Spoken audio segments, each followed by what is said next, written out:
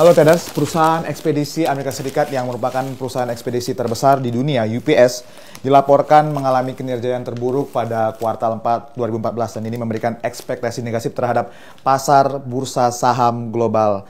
Saksikan dalam Fibis Morning Call.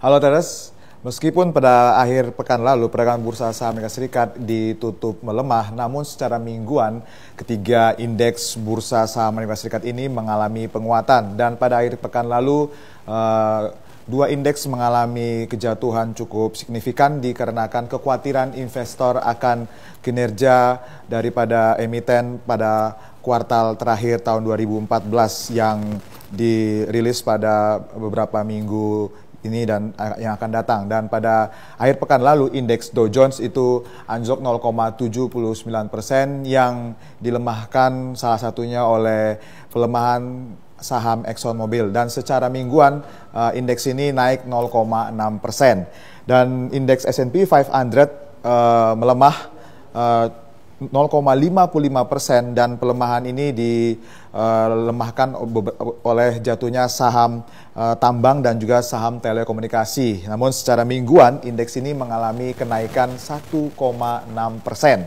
Demikian juga indeks Nasdaq secara mingguan mengalami penguatan yang cukup tertinggi dibandingkan indeks lainnya yaitu 2,7%.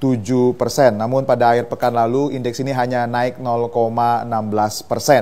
Demikian pada perdagangan bursa saham Asia pada pagi hari ini kami melaporkan bursa saham Asia dibuka melemah akibat kurang arahannya dari perdagangan bursa saham Amerika Serikat akhir pekan lalu sehingga pada pagi hari ini indeks Nikkei dibuka melemah 1% dan pelemahan ini disebabkan oleh menguatnya kurs yen dan juga pelemahan pada hari ini, pada awal perdagangan ini dilemahkan oleh saham-saham blue chip seperti saham Panasonic dan saham Nikon yang anjlok 2%.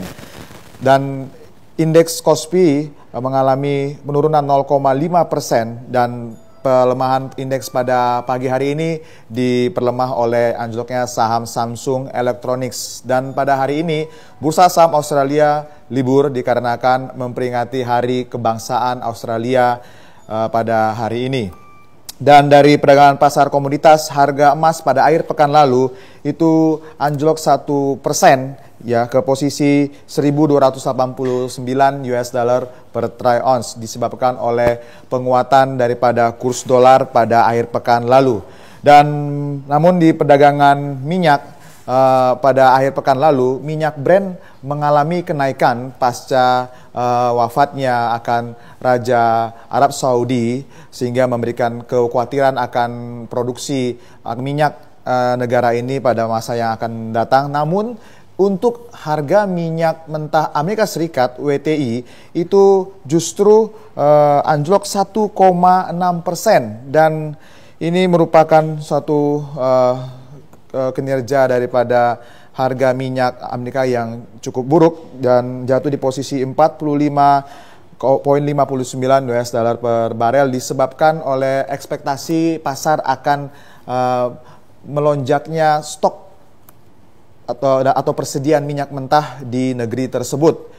Dan untuk perdagangan pasar falas pada akhir pekan lalu setelah euro jatuh ke posisi yang sangat dalam ke 11 tahun terendah, namun pada akhir pekan lalu kurs Amerika Serikat, kurs dolar mengalami lonjakan terhadap major currency lainnya sehingga beberapa mata uang melemah terhadap US dollar pada akhir pekan lalu. Namun pada awal pekan ini kita bisa melihat kurs pound sterling terhadap dolar itu mengalami penguatan 0,1 ke posisi 1.5002 dan kurs euro juga mengalami penguatan yang tipis 0,12 ke posisi 1.1169 dan kurs dolar terhadap yen mengalami pelemahan 0,11% ke posisi 117.61. Dari perdagangan bursa saham Indonesia setelah akhir pekan lalu, IHSG mencetak rekor sepanjang sejarah dengan posisi mengalami penguatan 1,35% ke posisi 5.323,89, dan namun pada hari ini kami memperkirakan IHSG akan mendapat tekanan oleh anjloknya bursa saham Asia dan maupun bursa saham global secara umum. Namun pada hari ini kami memperkirakan IHSG akan bergerak dalam kisaran support di 5.200 sampai 5.250 dan kisaran resisten di 5.350 sampai 5.400. Untuk saham-saham yang menarik diperhatikan pada perdagangan pada hari ini adalah kami merekomendasikan saham Weton, saham ASII, saham LPKR dan saham MPPA. Demikian Fibis Morning Call pagi hari ini, semoga bermanfaat. Happy trading dan salam Fibis.